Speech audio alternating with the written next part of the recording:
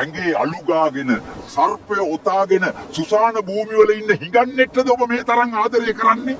පාර්වතී දේවියගේ උප්පත්ති කතාවේ එක් ජනප්‍රවාදයක්. දුර ඈත අතීතයේ තම ආදරණීය බිරිඳ වූ සති දේවියගේ අකල් මරණයෙන් පසුව ශිව දෙවියන් දැඩිසේ කම්පනයට පත් වුණා. සියලු ලෞකික බැඳීම් අත්හැරදමු එතුමා හිමාලයේ කෛලාස පර්වතයේ මුදුනේ වසර දහස් ගණනක් පුරා මහා භාවනාවක නිමග්න වුණා. ශිව දෙවියන් භාවනා කරන මේ කාලයේදී තාරකාසුර නම් වූ අතිශය බලවත් සහ කුරිරු අසුරෙක් යක්ෂයෙක් ලෝකය ආක්‍රමණය කළා. ඔහුට විශ්වයේ මැවුම් කර වූ බ්‍රහ්ම දෙවියන්ගෙන් අපූරු වරමක් ලැබී තිබුණා. එනම් ඔහුව විනාශ කළ හැක්කේ ශිව දෙවියන්ගේ පුත්‍රයෙකුට පමණක් බවයි. මාව මරන්න පුතෙක් කොහෙන්ද? මමයි දැන් මුළු විශ්වයේම රජු.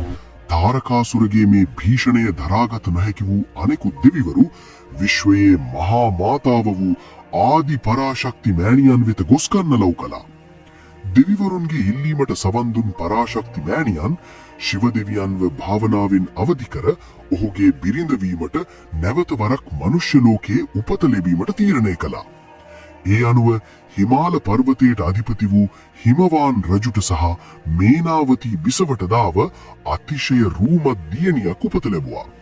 පර්වත රජුගේ දියණිය වූ නිසා ඇය පාර්වතී නම් වුණා. ඇය එන්නෙන්නම රූමත් කුමරියක් ලෙස හැදී වැඩුණා. කුඩා කාලයේ පටන්ම පාර්වතී කුමරියගේ සිතේ ශිව දෙවියන් කෙරෙහි තිබුණේ කිසිවෙකුට තීරුම් ගත නොහැකි පුදුමාකාර ආදරයක් සහ භක්තියක්. ඇය නිතරම කෛලාස පර්වතයේ දෙස බලාගෙන කවදා හෝ දිනක තමාගේ ස්වාමියා වන්නේ ශිව දෙවියන් පමණක් යයි සිහින මැව්වා.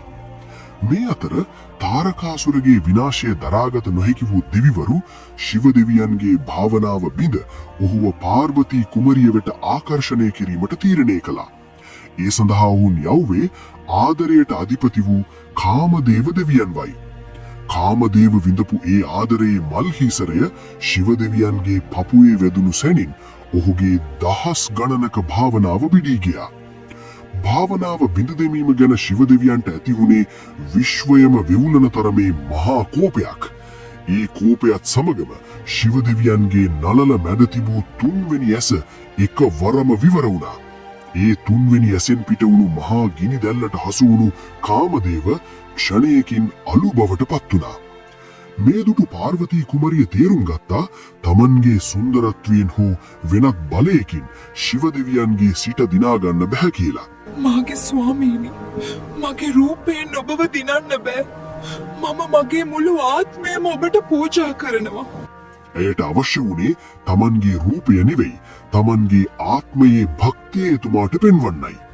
ගෞරි ශිඛරය නම් වූ අතිශය කටුක පර්වතයකට ගිය ඇය ශිව දෙවියන් වෙනුවෙන් ඝෝර තපසක් මහා භාවනාවක් ආරම්භ කළා. පළමු වසර කිහිපයේදී ඇය ආහාරයට ගත්තේ කැලේ තිබුණු පළතුරු සහ කොළ වර්ග පමණයි. නමුත් කල්යත්ම ඇය ඒ කොළ වර්ග කෑම පවා සම්පූර්ණයෙන්ම නතර කළා. ඒ නිසා ඇයට අපර්ණා, කොළයක්වත් නොකන කියන නම පැටබැඳුණා. දැඩි හිරු රශ්මිය, මහා වර්ෂාව සහ මිදන තරමේ සීතල හිම කුණාටු මැද ඇය එක කකුලකින් හිටගෙන අවුරුදු දහස් ගණනක් තපස් රැක්කා. ඇගේ මේ අතිශය දරුණු කැපවීම නිසා ඇගේ සිරුරෙන් මුළු විශ්වයම රත් කරන මහා ආධ්‍යාත්මික ආලෝකයක් නිකුත් වෙන්න පටන් ගත්තා. මේ තපසේ බලයට මුළු ලෝකයම වෙවුලන්න ගත්තා.